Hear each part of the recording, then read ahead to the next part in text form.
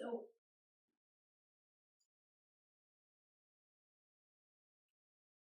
so tonight we're going to have a special focus. We're going to be focusing primarily on the hips, but we'll add some additional things into it.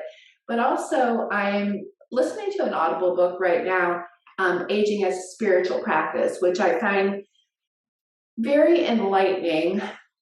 Just spent some time recently with my mom who's aging, and obviously I'm aging. I'm approaching a birthday at the end of this month that's coming into another decade for me. And so allowing ourselves to begin to notice aging for what it is. It's a passage of time. It can indicate maybe some changes in our physicality, our physical body, and our comfort with that. And but it doesn't necessarily have to correlate with a lack of ability to do things, but oftentimes it will. But knowing that we can ride the waves regardless of the age that we're at can be really helpful, and utilizing that in your spirituality practice, whatever that may be. For me, yoga has enhanced my spiritual practice in my life because I realized that it's not just about going somewhere and following a certain type of principle when I'm in that setting or in different settings, but how do I weave that into everything I do, into how I move my body, into the choices I make in my everyday life? And particularly because I specialize in anxiety, and there's nothing more anxiety producing than aging, wondering what's next? What's my body going to feel like today and tomorrow? And when we wake up and we have an ache and pain that we didn't have previously, can really amp up that sense of anxiety. So I'd like to incorporate, before we start, a metta meditation. You may have heard of metta meditations, and there's various forms of them, but they usually take 3 phrases and utilize those, and first you direct them at yourself, then you direct them to others, particularly people you know, and then you might direct those phrases to people or the world at large, and then you can bring them back to yourself. We will use the 3 phrases just to focus on ourselves tonight, but you can rephrase them and send them to others, such as my sending that metta meditation to my mom, or the world as a population. As the people that I know grow older, I can send those blessings to them as well. So it's a prayer, it's a meditation, it's a positive affirmation or mantra. So to begin with, you could just sit in whatever comfortable position you like. And the first phrase is, as I grow older, may I be kind to myself. And so allow yourself to dwell on that message. As I grow older, may I be kind to myself. As I grow older, may I be kind to myself. The next phrase is, as I grow older, may I accept joy and sorrow. As I grow older, may I accept joy and sorrow. As I grow older, may I accept joy and sorrow. And finally, the third phrase is, as I grow older, may I be happy and at peace. As I grow older, may I be happy and at peace. As I grow older, may I be happy and at peace. Bring the palms together at heart center and allow yourself to notice your thumbs resting on your sternum. And so we'll go through the 3 phrases, one after another. As I grow older, may I be kind to myself. As I grow older, may I accept joy and sorrow. As I grow older, may I be happy and at peace. So from here, we're going to come into some movements for the hips. Hips can give people some difficulties. That may not be your problem area, but hopefully this will be helpful for you tonight. So notice I'm sitting on the floor with my knees opened out, the base of my body connecting with the floor. And for me, this is comfortable, but I can say when I first started yoga, it was not comfortable. So making some adaptations in order for your hips to be more comfortable is always a wise idea. So for instance, I have some yoga blankets here. They're sturdy blankets.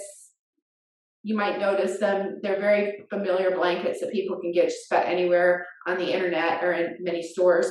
But any type of sturdy blanket will do, or you might even have a cushion or something that you can sit up on, maybe even a small chair. But for me, I'm going to use these two blankets. I'm going to place them on the floor so I have a nice high cushion.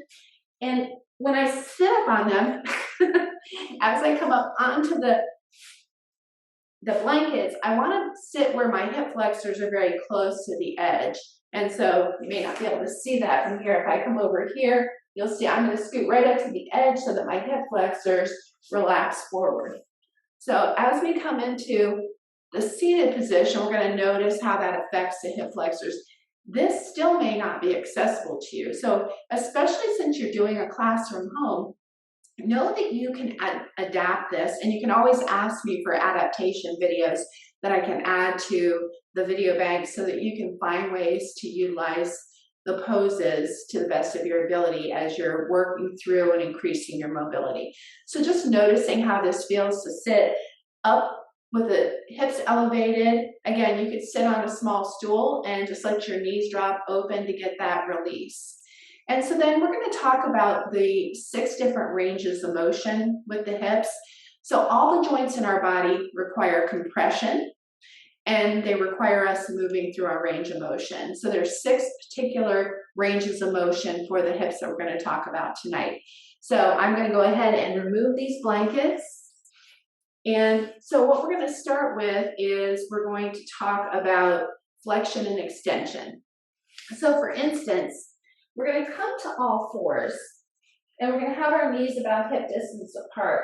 And when I ease my hips back toward my heels, which can be a lot on the knees and ankles, and then I lean forward and I let my chest rest on my thighs, my hips are in deep flexion, okay? We could also explore this by maybe having one leg extended and bringing that knee in really close. Okay, so flexion, that's when it's drawn in close, the muscle is very short, the ligaments and tendons also short. And then extension would be, if I were to take my hands forward, move my hips forward. Okay, so now they're in neutral, but when I release my hips down to the floor, now I'm extending those hip flexors. Okay, so even this can sometimes, if I haven't been moving, they can be quite tight if I've been sitting a lot. And then inhale and come back. You could also come down onto the mat, place your forearms down.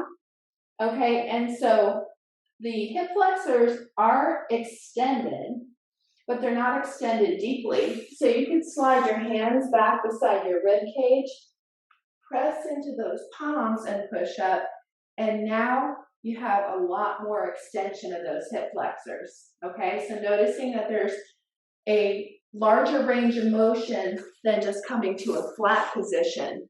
And it all depends on what you need. Maybe just coming into that flat position and just a gentle lift up in a Sphinx pose, for instance.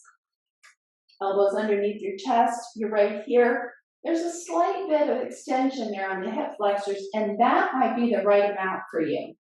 So allow yourself to notice that. This is also a very mild passive back bend. So just allow yourself to notice this option as well. Now, another option would be for us to come up to a standing position and maybe using some support if that's what we need. But you can lift that knee up and bring it in close to you. So you might notice when I do this, as I lift that knee up, I'm shortening that muscle there. That would be flexion. And again, you can use something to support yourself so you can lift that knee up.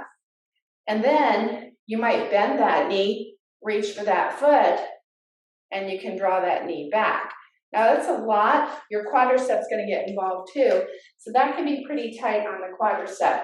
But again, if you use a support, you can bring the knees down close to each other. You can draw that leg back. and stretch that hip flexor a little bit more as well. So thinking about what you might be able to do to adapt to stretch the hip flexors, but my favorite one is that flow. And again, if you have any difficulties with your knees, you can always place a blanket on the mat to cushion your knees. And then we're going to place our hands slightly in front of us, and we're going to inhale forward, and on the exhale, release the hips down. Inhale, lift your hips, and exhale, ease your hips back. So move through this a few times and notice how this feels for you. Inhaling and exhaling.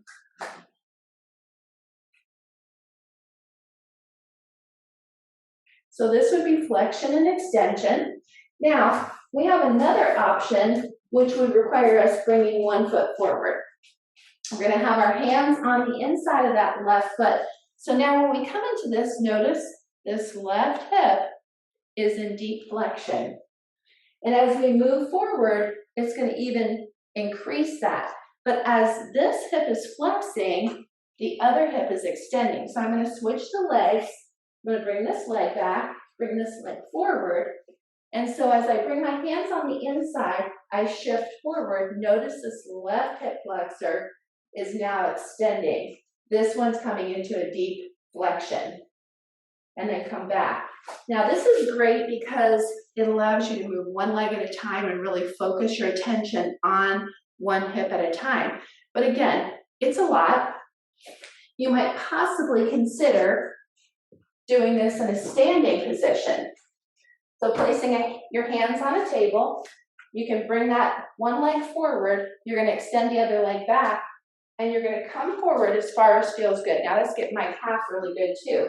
But shifting forward, and then coming back, shifting forward. So that's taking my right leg and it's stretching or extending that hip flexor, and this one's flexing.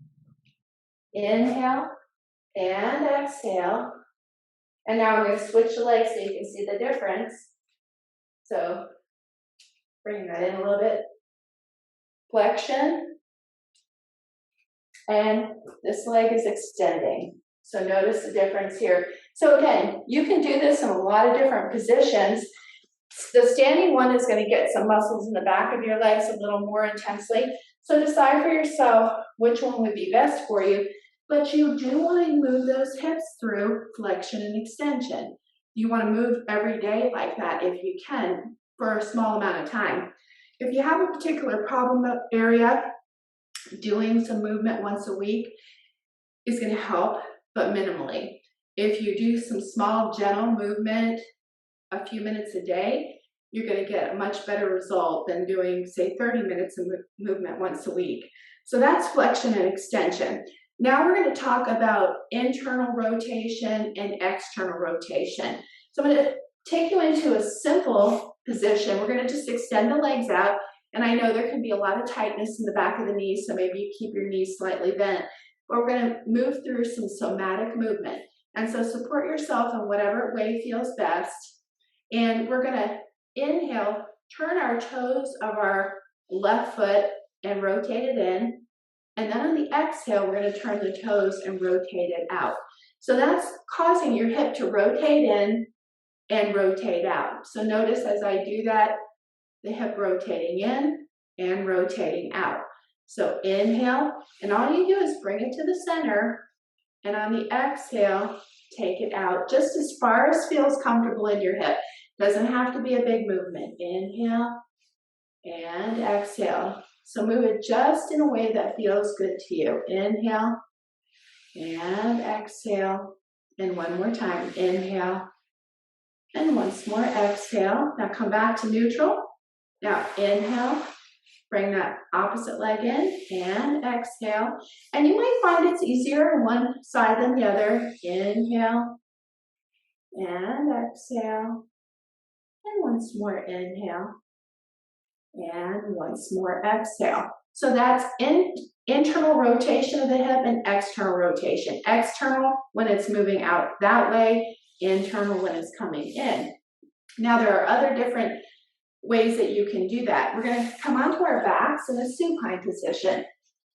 So we're going to take our feet out wider than our hips, bring our heels into wherever it feels most comfortable, and you're going to watch this left knee. We're going to let that knee drop in toward the center as an internal rotation. Notice how that feels in your hip, and then we're going to let that knee drop out to the side, external rotation. So internal rotation and external rotation. It's also adducting and abducting the hip. Internal and external. And so just noticing how that feels in the hip. And then we're going to come back and do the opposite side. So I'll flip around to the other side. Now remember that doing about 3 rounds of any particular position would be a minimal amount, but I wouldn't say that there's any maximum amount, but start out with something small, 3 to 5 movements, okay? And so we're going to take this and internally rotate that knee, and then externally rotate that. Internal and external. And once more, internal and external. Now you might, by isolating it to one leg at a time, it allows you to notice where there might be some areas that catch or get uncomfortable. And then noticing with your knees, your feet wide apart, both knees bent like this, you can then let both knees fall to one side. So sometimes when you're doing both legs, it's hard to really notice what's happening in both hips. And then inhale, bring the knees back up. And on the exhale, let them shift over to the opposite side. So you could just take this nice and slow. Once you've done one leg at a time, as you do both, just notice how they work with each other.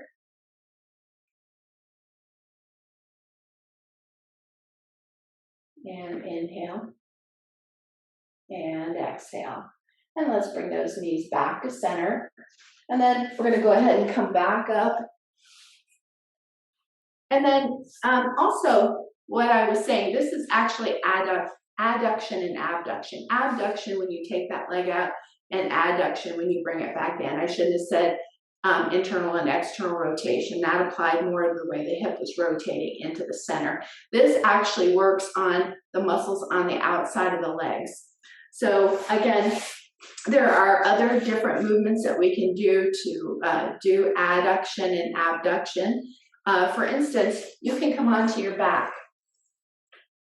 And as you extend your leg up toward the ceiling, this is just a great way to start to engage your hip flexor.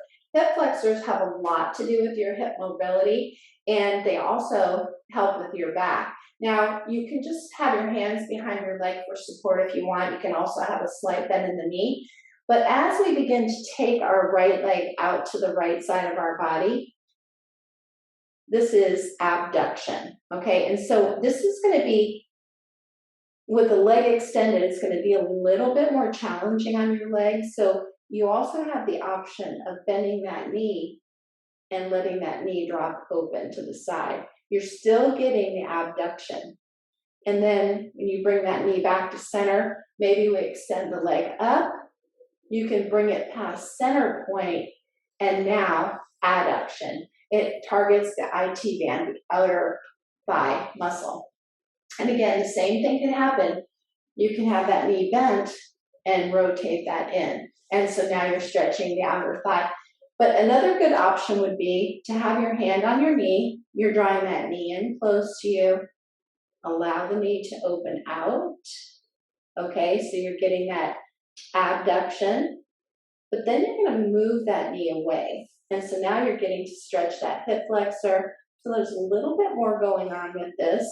And then you can bring it to center. Bring it across the body. And then draw it back up to your shoulder. And so what we just did is rotated that hip through its full range of motion. But again, maybe you're going to notice that one part of that circle is not quite as comfortable. Maybe that range of motion is not what you'd like it to be. It can be a much smaller circle.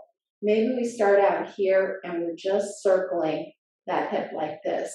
The key is not pushing through pain. So as you rotate this knee in a circle, you're exploring your range of motion. And if as you move through a real small circle, you might notice, okay, this feels safe for me to go into a larger circle.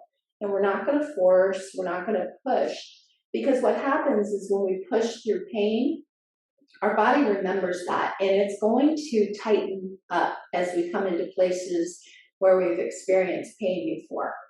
As you move through this and you find that there's no pain, the body's going to relax, your range of motion will increase. So don't force anything. And then we're going to come back to center. You can hug that knee in close. That can add nice compression into the hip as well. And let's go ahead and set that leg down. We'll come over to the other side as well. Again, we're going to start out with circling that knee through its range of motion, just placing the hand on the knee, draw it in, compression happening in that hip flexor, and then we're going to rotate that knee out.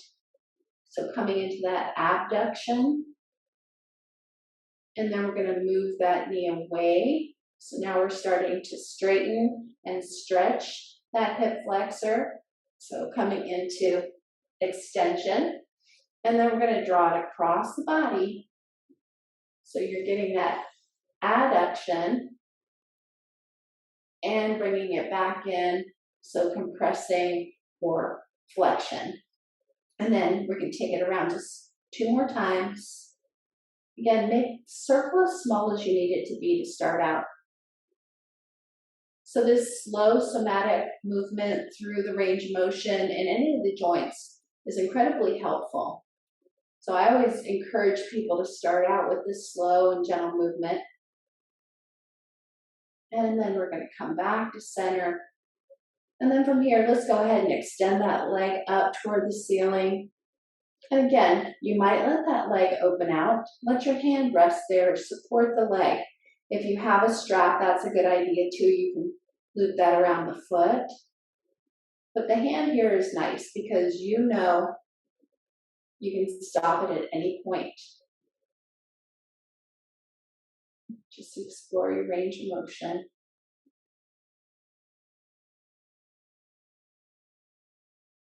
And from here, we'll bring it back up overhead. You could bend the knee and take it back up, or you can actually have the hand under here and just start to build the strength in the muscles. You're only giving it as much support as you need at this point. And then you can bring it across the body. Let your right hand be on the inside of that left leg as you explore the stretch in the outer thigh. And then we're going to come back up to center. And then we're going to rebend the knee. Now you can also lift both feet up off the floor and move your knees to the right. Draw them in close to the body. Take them across to the other side and move them away. So just making a few hip circles in the one direction. Again, these circles can be small. They also are great for adding compression to the abdomen, great for digestion, also good for low back tension as well. And we'll make one more circle in this direction. And then we'll come back to where we began. And then let's circle in the opposite direction, inhaling and exhaling.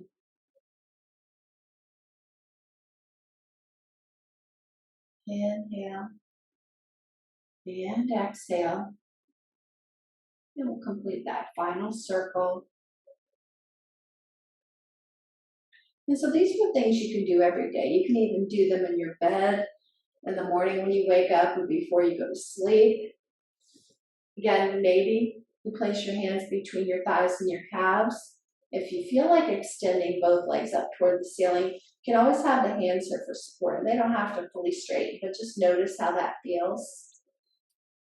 Getting some good compression in the hips. And then we're going to go ahead and rebend those knees and let our feet come down.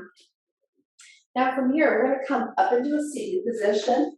And we're going to do a few more things that are great for the hips. So again, coming into this open knee, cross-legged position, we're going to bring our attention into our hips.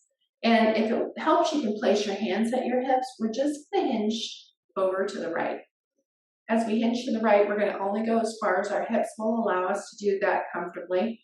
And then we'll lean forward, bring your torso to center, take it over to the left, and back up to center. So this is really good for your hip mobility. Inhale and exhale.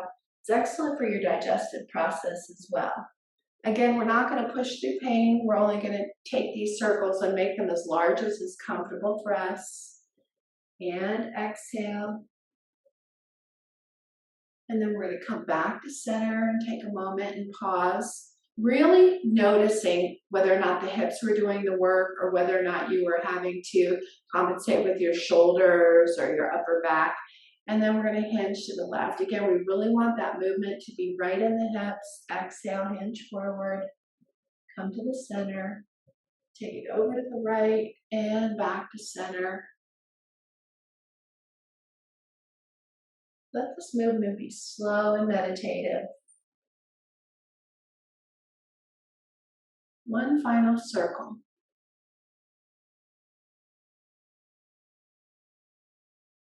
And then we'll come back to where we began. So another movement that we have that's great for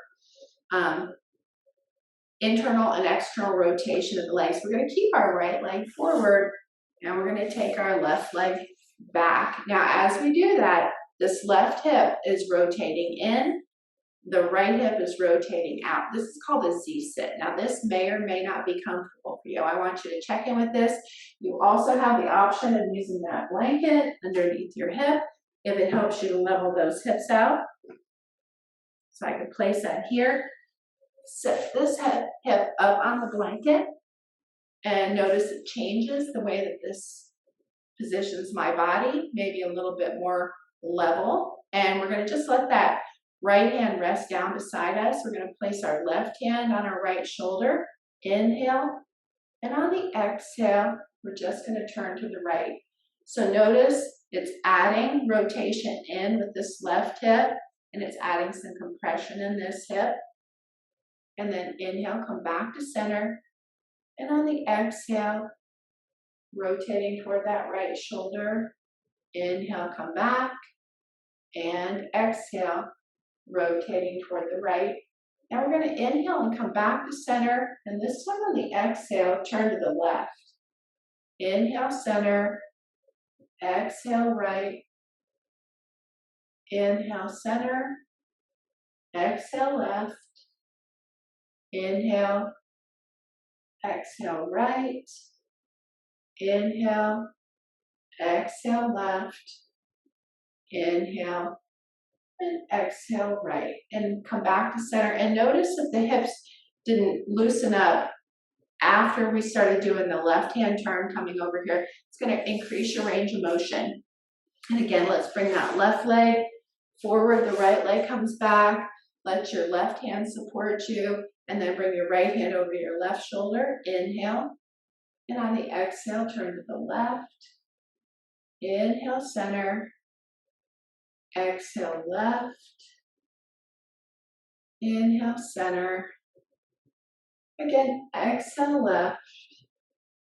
Inhale, center. And exhale, right. Inhale, center. Exhale, left. Inhale, center. Exhale, right. Once more, inhale. Exhale, left. Inhale. Exhale, right. Back. And a final twist to the left. And there you have it. And coming back to center. So noticing how that feels. So there's a lot of different options with the hips. And hopefully these movements that we did tonight will be helpful for you. If you have any further questions, I'll try to post more videos specific to certain areas of the body so that you have ones that you can work on during the week rather than if you don't feel like going through a full practice, some very focused practices. And so again, let's go ahead and bring our hands to heart center and we'll focus on that Metta meditation again once more. So allow yourself to turn the attention inward. As I grow older, May I be kind to myself. As I grow older, may I accept joy and sorrow. As I grow older, may I be happy and at peace. I want to thank you all for sharing your practice with me tonight. I honor the place in you, which is of love, of truth, of light, and of peace. From my heart to yours. Namaste.